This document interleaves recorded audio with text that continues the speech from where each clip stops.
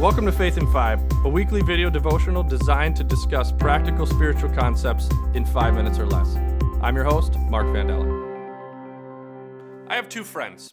I know, surprising that I even have two, but I do have two friends. One of them is messy.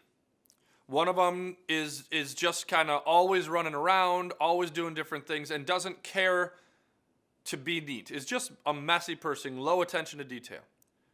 But my other friend is very high detail, very structured, very much values detail and things having their right place. And yet the unique thing about these two people is that if you looked at their car, you couldn't tell the difference.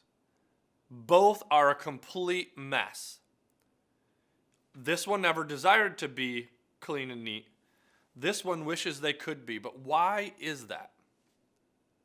Perfectionism. See, I'm reading a new book by John Acuff called Finish. And John's written several books, and one of them he wrote was called Start. And he had this idea, this hypothesis that people struggled to just get started. And he said as he went around the country and talked about his book, he regularly ran into people and also became very aware that starting isn't the problem. It's finishing. And in his research for this book, the book Finish is all based on data.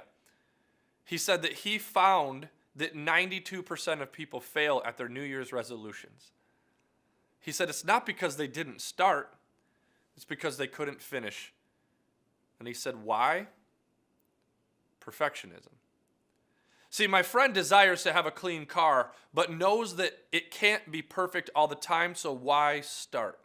I actually led a webinar just yesterday, and we were talking about goals and goals in the workplace. And I asked them, what's a New Year's resolution that you've achieved? And it was either I never have, I have one time, or I just don't do New Year's resolutions because I know I'm going to fail. Why would I set myself up for failure?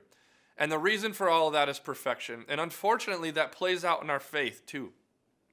As you go into 2018, I think you're probably, if you're like me, you're asking some questions about how is 2018 going to be better than 17.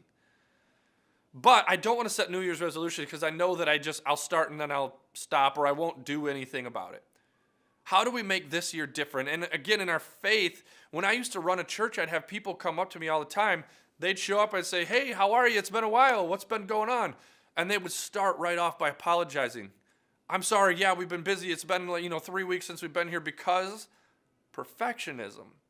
See, their definition of being a good, faithful follower was that you had to be there every weekend, and if you weren't, you were failing.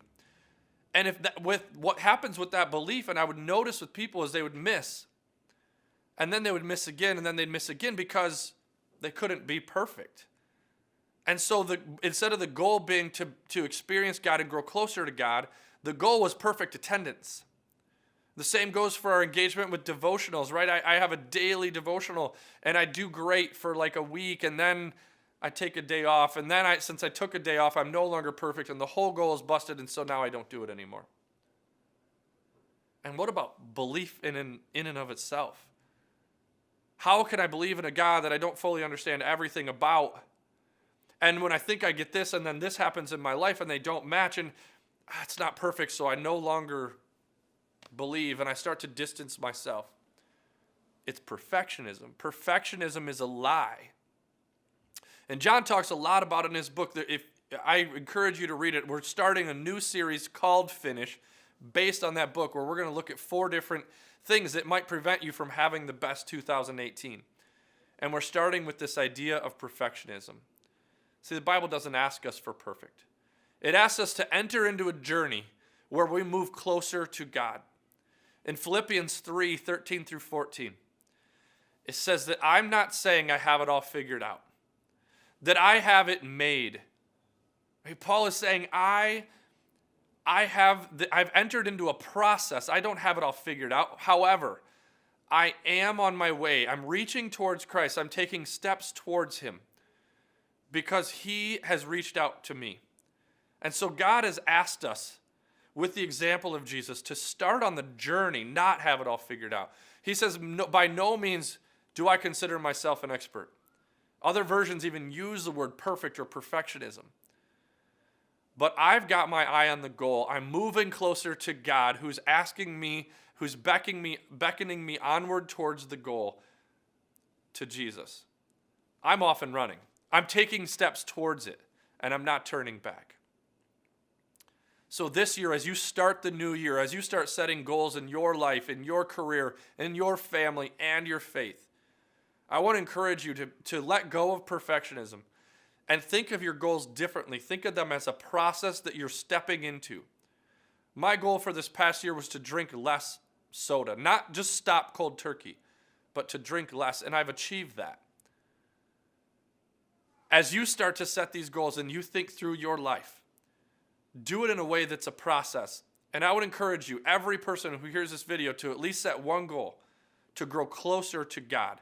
Not have it all figured out, but take one step closer to God. And 2018 will be way better than 2017 because you'll enter into a process of moving forward.